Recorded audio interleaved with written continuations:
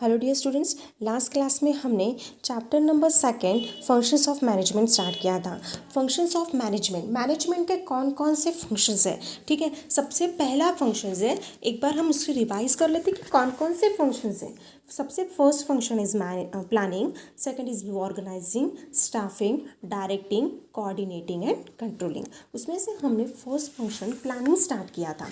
ठीक है, और प्लानिंग में हमने प्लानिंग की लास्ट क्लास में डेफिनेशंस देख ली थी। ठीक है, आज की क्लास में हमें देखना है इंपॉर्टेंस ऑफ प्लानिंग की क्या क्या इंपॉर्टेंस है, वो आज के क्लास में हमें देखना है। ठीक है, help to set clear objective. सबसे first function is help to set clear objective. ठीक है, अब help to set clear objective मतलब क्या होता है कि कोई भी ऑब्जेक्ट को सेट करने के लिए प्लानिंग हमें हेल्प करता है। ठीक है, अब planning is concern with set. अब प्लानिंग का कंसर्न किससे है? Planning is concern with setting objective. Planning का कंसर्न कैसे है कि अगर किसी भी हमें ऑर्गेनाइजेशन का ऑब्जेक्ट सेट करना हो, टारगेट सेट करना हो या किसी प्लान को फॉर्मुलेट करना हो, ठीक है, तो इससे सारा कंसल्ट होता है, प्लानिंग का कंसल्ट आता है उससे। It helps manager to analyze the present condition of the organization. ठीक है, मैनेजर क्या करता है कि ऑर्गेनाइजेशन की प्रेजेंट कंडीशन कैसी है वो एनालाइज करता है, एंड उसके बेसिस पे वो फ्यूचर में हमें क्या करना है, कौन से वे से जाना है, क्या करना पड़ेगा, वो आइडेंटिफाई कर सकता है। ठीक है, इसीलिए बोला है कि प्लानिंग हमें क्या करता है, किसी भी ऑर्गेनाइजेशन का ऑब्जेक्ट सेट करने में वो हेल्प करता है।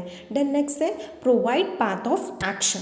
Planning ensure that the goals और ऑब्जेक्ट आर क्लियरली स्टेटेड। ठीक है, क्या बोला है कि planning ensure that the goals और object are clearly stated, they act as guide and they provide directions for doing the right things at the right times with right way.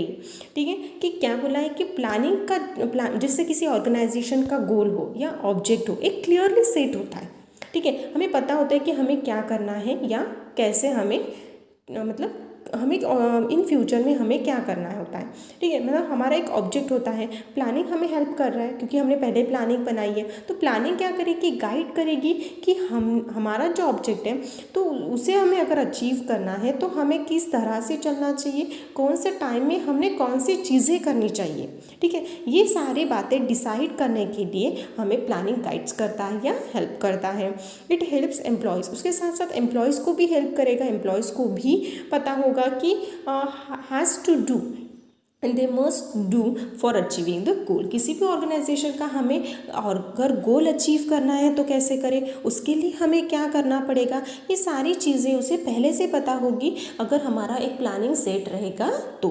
ठीक है, then next है planning improve performance. It helps manager to improve future performance of employees by establishing objective and setting a course of action.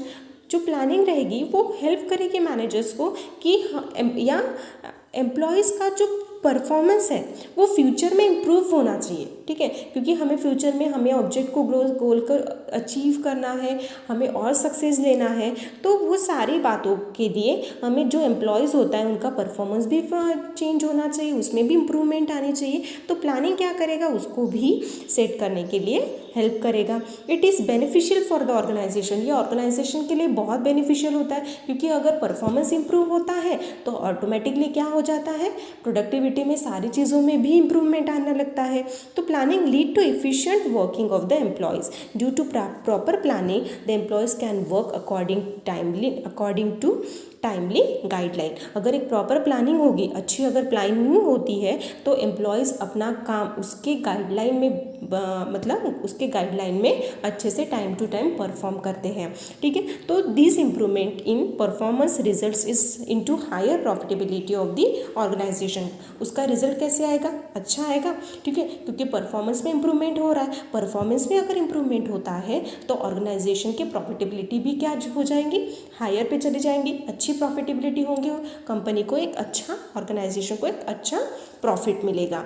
Then next है minimize the risk. Planning is based on forecasting technique. Planning कैसी technique है, एक forecasting technique है। It is the process of looking into the future, anticipated the future changes by deciding in advance the task to be perform.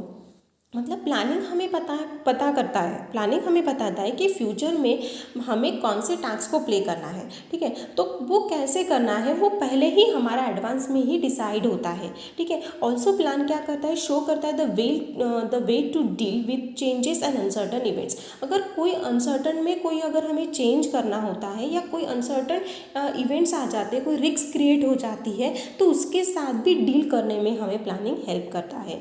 अगर changes और risk can not be eliminated totally but they can be anticipated and can be tackle with preventive measures. मतलब कोई अगर company में आगे जाकर अगर कोई रिस्क क्रिएट होती है ऑर्गेनाइजेशन में, तो उसे हम पूरी तरह से एलिमिनेट तो नहीं कर सकते, क्योंकि रिस्क तो आने ही वाली है। अगर आप कोई भी अगर अच्छा काम करना चाहते हो और कोई भी बड़ा अगर काम करना चाहते हो तो बिना रिस्क के तो वो हो नहीं सकता, ठीक है। तो रिस्क तो आने ही वाली है और उसे आप पूरी तरह से एलिमिनेट भी नहीं कर सकते, पूरी तरह से उसे ख़त्म भी नहीं कर सकते। हाँ, बट आप एक टैग के थ्रू उसे के साथ लड़ सकते हो, आप उसके साथ उससे बच सकते हो। जितनी ज़्यादा रिस्क क्रिएट होने वाली थी वो ज़्यादा ना होते हुए थोड़े कम इसमें भी वो क्रिएट करके आप उससे बच सकते हो। तो उसकी वजह मतलब प्लानिंग क्या करेगा, तो मिनिमाइज़ कर देगा आपके फ्यूचर में कोई अगर अनसर्टन रिस्क क्रिएट हो जाती है तो उसे कम करने में, मिनिमाइज़ करने में प्लानिंग क्या करेगा, हेल्प करेंगे, ठीक है।